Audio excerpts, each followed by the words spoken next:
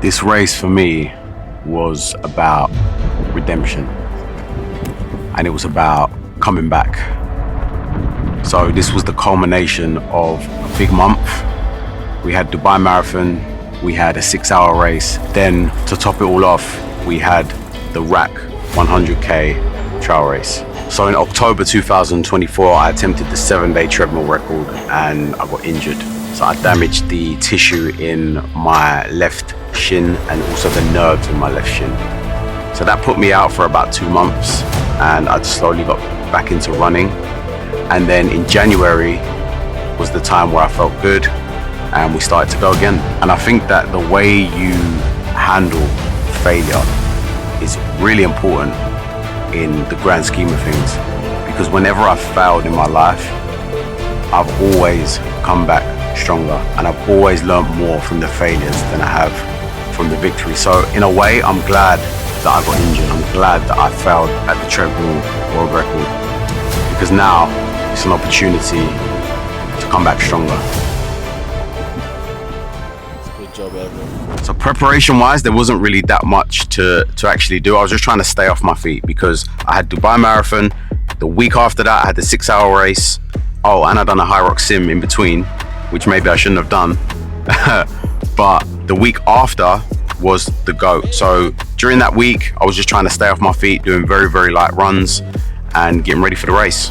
This was actually a really fun time for me because 99% of the stuff I do is alone, in the dark, by myself. But on this one, we had a full crew. We had 5 people all together in the car on the way down to the race. We're in the hotel, we just checked in. I'm just going over the game plan for tomorrow. So we got a 5-man crew. This is how the map is looking. That's the starting point. And then he's just gonna fight to each checkpoint. Boom, boom, boom, boom, boom. For our game plan, not every checkpoint is accessible. I think we have around 8 checkpoints that are car accessible. The rest, out of 16 by the way. And the rest are only accessible by hiking. So basically, by car, we're gonna go from checkpoint 3 to 5 to 6 to 9 to 10 to 12 to 14 and finally 15. So yeah, it's gonna be fun, man. 7 a.m. till hopefully he finishes by 9 p.m. Yeah, it's gonna be fun.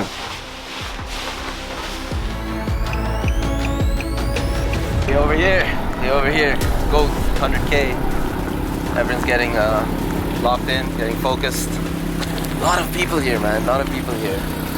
You know, they say average people don't do marathons, but these people, man, crazy. So before any race, I'm just trying to get into the zone, because running is not easy for me. I really have to focus if I'm going to accomplish anything. So leading up to the race, the closer it gets, the more quiet I get, the more into myself I get, and then I'm at peace with myself, and then the race starts and we're off.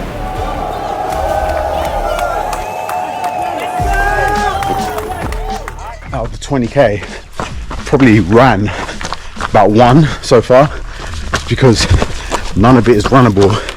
It's all technical terrain. It's really tough. Great scenery.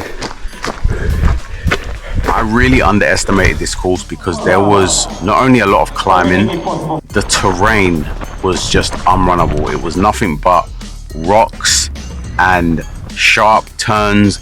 It was totally unrunnable. In this whole race, I probably ran about 8 kilometers. The rest was all unrunnable. Technical terrain started. Might be time to get the poles out now. Really technical.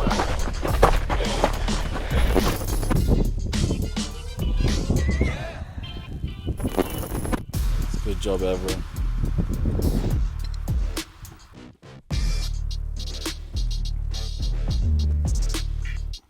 Evren has officially started his 100K trail run for GOAT 2025. He just got his first checkpoint. So, just to give you guys a brief of what everyone's role is. I'm a videographer / photographer. This is Yuves. He's gonna be also doing videos. The guy behind the camera is Anton. He's gonna be mostly doing the BTS of our journey covering Evren. It's Dorothy. She's gonna be doing stories. Charlotte is also gonna be doing stories and driving, depending on how Yuves feels. But yeah, we're gonna be tracking him using the site. It's gonna be a fun day. It's gonna be a fun day.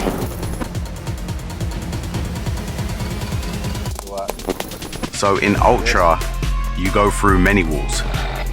There's so many ups and downs, and there's so many walls that you hit, and it's just about finding a way to get through those, because every wall is an opportunity to quit. And when you hit that wall, and when it's tough, that is the only thing you're thinking about, is just quitting, because the suffering can end at any time and it's in your hands.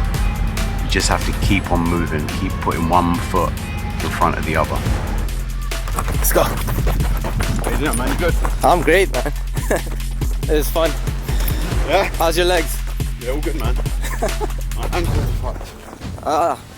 You trip on any rocks? So many, man. What, go over here? Yeah, get off top. Yeah? Yeah. Okay. I'll see you in a bit. Yeah, see you, man. 10K to the next one.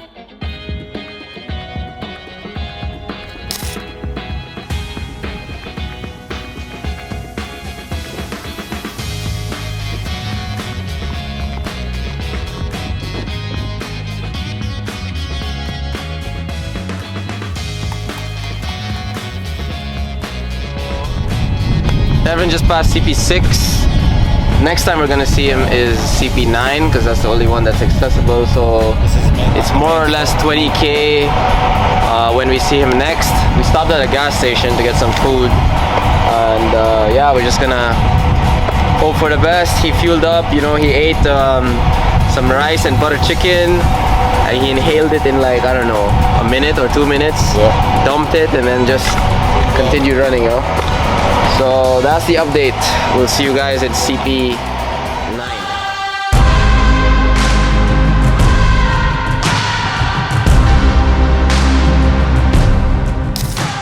Going through something hard like this, and you feel tired, your legs hurt, you don't want to take another step. It's always good to remind yourself about all the tough times that you've been through, which is what I'm thinking about now. Thinking about all the things that I've accomplished in the past. We've all got that reserve that we can go to. So it's important to have those in mind. Because we're a lot tougher. Because we're a lot tougher than we think we are. And sometimes we forget. Coming up to 50K in. It's about 5 PM. It was really hot earlier, but now the sun is going down. So it's a little bit cooler, which is nice. Legs are hurting. So much climbing. But got that beautiful scenery. Over halfway. Keep it strong. I've been hiking up this mountain for about 4 hours now. And at times it can feel like it's never going to end, and that's the kind of thinking that gets you overwhelmed and causes you to quit.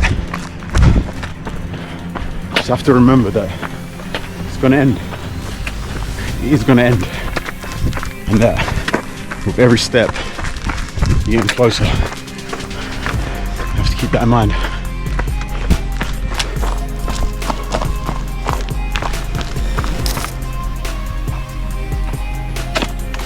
Few minutes, sunlight, sun's about to go down. It's going to be night ops. The lamp's going to come out. This climbing is fucking never ending. I've been climbing for about a good 4 or 5 hours, maybe longer. Oh my god.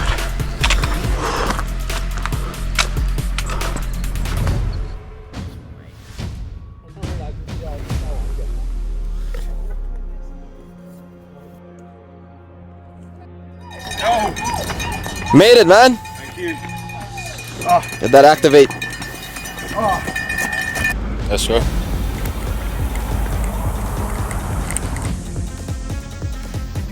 He's on his way to CP10 now. It's just a 2 km more or less run.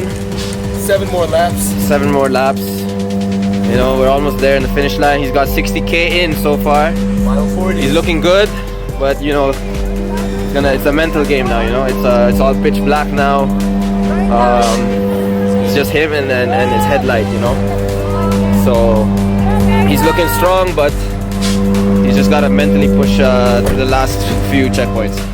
When the sun sets in any race, it brings on a new vibe. It brings on a new feeling to the entire race. Your sunglasses go away, your headlamp is out, and it's just you and the trail, and it's a ball of light guiding you the way. And that light that's showing you the way is really relatable to life, because when you start off on a new journey, you can't see the trail ahead. You don't know which way you need to go. All you need to do is focus on that next 10 meters ahead of you. And as long as you can see those, and as long as you can move forward that next 10 meters, then the next 10 meters will be revealed as well. And although you can't see the entire way, just focusing on that next step will get you the entire way. So it's about focusing on where you are in the moment and keep Time check, 8:30 p.m. We're a bit off schedule, but that doesn't matter. Everyone's gonna finish this race regardless. We are currently at CP12. CP12. And after this, it's all short distances. We're almost there in the finish line, almost there. Okay, so here's the situation. We're en route to CP14. I mean, we have a lot of time, but we're in a dangerous situation with Evren, because currently his own Garmin watch is at 20% when we left him, and he's got 10 km left for till the next time we see him. So we called him to tell him to turn off his phone, his mobile phone, and only use it for emergencies. So hopefully his Garmin watch will last. Realistically, probably not. But hopefully he'll find some other runners and catch up with them, or he'll find some runners behind him, and he can hopefully find a way to the next checkpoint. What time is it now? Time check is 11 p.m. We've been up for a while, but this guy has been beasting since 7 a.m. Only around 30 km to go. See you guys at checkpoint 14, unless something happens. Knock on wood, knock on wood. Another issue is that he might be the only runner in the 100K who doesn't have a live tracker from the organizers. So we learned just in the last checkpoint, CP12, that all the runners were given a live physical tag where the organizers can track them in their exact live location. And he didn't receive his because he was in the bathroom in the beginning of the race, unfortunately. And even we didn't know, so it's our fault as well. So that's another huge issue. So CP 12 to 13 and 14, yeah, we're facing some drama. CP12 right now, update. And we're kind of getting a little bit worried about Evren, because we haven't seen him in a long time. And there's a guy whose name is Ali, who was with him at the time when we left him in CP10. And Ali just left like a few minutes ago, maybe 10 minutes ago. And we still don't see him. So we're getting kind of worried, but we're gonna let him do his thing. Worst case, we call him in the next 30 minutes. Yeah, we don't see any signs of lights, as you guys can see. So we just gotta wait it out, hope for the best, hope he's healthy, and we'll see him soon. These races are all about problem solving, and you never know what's gonna happen. And at some point in the night, I realized I was so reliant on my watch, because that was the thing that was showing me the way. There was so many turns and so many different ways you could get lost. I was constantly looking at my watch and my GPS to make sure I wasn't lost. And the moment I realized this is when the battery died. And so that was around 10 p.m. that happened. And I was left with no watch, but I made it to the next CP somehow. And because I didn't have the GPS, I actually went the wrong way and I lost at least 30 minutes, because I was running for about 2K, realized I went the wrong way and had to run all the way back. So that is very, very, very disappointing in the race. So I saw the crew, and luckily Dorothy had her Garmin. So what we done is we loaded the course onto her Garmin, and then at the next CP I took her watch and we switched over. And luckily that happened, because that saved me the next part of the race. Okay guys, another update. We are currently in CP 14. We've been here before because it's a loop. We're in the middle of a loop in this 100k run. New issue. The website that we've been using to track Evren the entire race is now down. We used to use the website to at least know when he passes by a checkpoint, but now we don't know that anymore. So that's as if the watch issue wasn't a big deal. Now this has become another issue, but you know, we move. We're not gonna stay negative. We know our boy is capable of more than just finishing this. He's gonna fucking smash this race. So we're just gonna rely on the people that we know from memory that are ahead of him or behind him. Hopefully we'll see some familiar faces and we'll know he's close by. He should come by our math in a few minutes, 10-20 minutes more or less. Time check 1:45, almost 2 a.m. The crew's doing an amazing job, and yeah, I really appreciate every one of them. Guy behind the camera, the other guy behind the camera, the girls, they're doing an amazing job thugging it out. This cold weather, you know, we're all struggling, but it's nothing compared to what he's going through. Okay, back to where it all started. There and back again. There and back again. CP16. We are currently walking back to where it all began. Time check. Anton, what is it? I think it's almost 6 a.m. 5:51. He's on pace to come in the next 30 minutes, more or less. You know, we had a rocky journey coming here in the last 10 minutes. I don't know why Google Maps was acting up, but you know, that's quickly solved. It was like God was telling us, you need one more situation and you can see your friend Evren the Machine Oscar. And we've been waiting for a while now, and we just got a voice note from Evren 7 minutes ago. It's 7 a.m. right now. Bro, I've got 1.5k to go. So we're here. Okay, that's good news. We're here. We're here and waiting. Ready. Send him a voice note also. It'll cheer him up. He's calling me. Yo, I just saw your voice note. Yeah, we're ready, man. We're ready. Yeah. Let's go, man. Let's go. Go. Let's go, Ev. You got it. See you. And then when the sun comes up in an ultra, that also brings on a new energy, because it's like the light at the end of the tunnel, and the sun comes up and all of a sudden it just gives you some energy. So sun come up around 6 a.m. I was almost at the finish, and I just started running down that hill as fast as I could, and I started to see the crew, and I could see that they was there waiting for me, and I just started to sprint towards the finishing strong.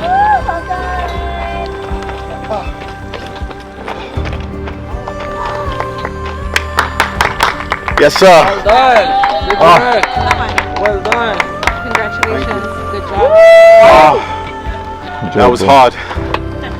That was so hard. Here you go. Thank you. Did you guys sleep? Nope. No.